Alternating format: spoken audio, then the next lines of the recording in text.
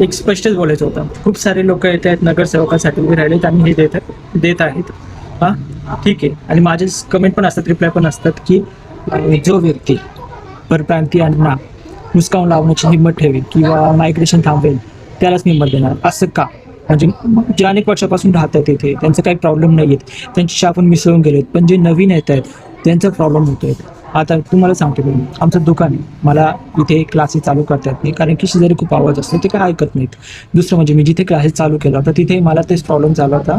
शेजारी बिल्डिंगचं दुकान झालं होतं. ठीक आहे, फोटो पाय पडला, ती गोष्ट मानू शकते मी. आता एवढं ठीक आहे. पण भावानी पावड्याचं टाकलं होतं, नेमकी शेजारी दुसऱ्या ठिकाणी पावड्याचा गाडा पडला. तो एक प्रॉब्लेम झाला, त्याच्याने आमचं तर नुकसान झालेलंच आहे. पण आमच्यासारखे अनेक आहेत जे महाराष्ट्राचे जे भूमिपुत्र आहेत, त्याच्यामध्ये सर्व जाती येतात.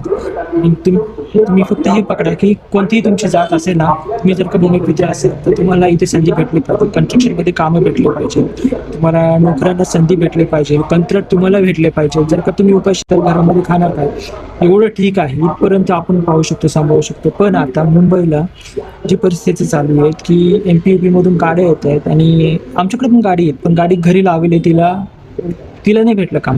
पण हेच जे आमच्या एरियात नाही, पण बाजूच्या वाड्यामध्ये तिकडच्यांची गाडी लावली, त्यांना काम भेटत आहेत. आपल्या इथे काही गाडी नाही आहे का?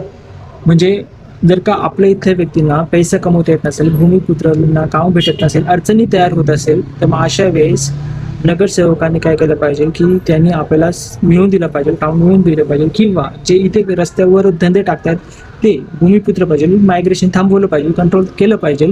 या सर्व गोष्टी जर का नगरसेवक करत नसेल तर मग अशा नगरसेवकाला मत देऊन फायदा काय?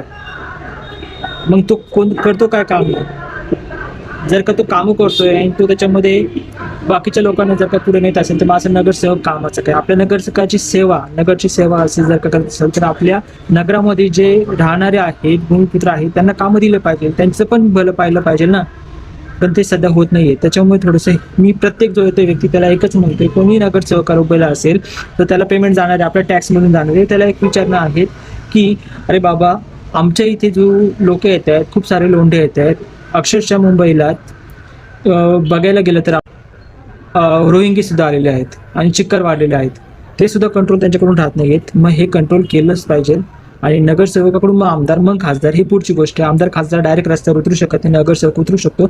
म्हणून मला नगरसेवकाला की तू ही काळजी घेशील का, मायग्रेशन थांबवण्यासाठी प्रयत्न करशील का, हा एक त्याला प्रश्न आहे. मगच मी तुला मतदान देणार.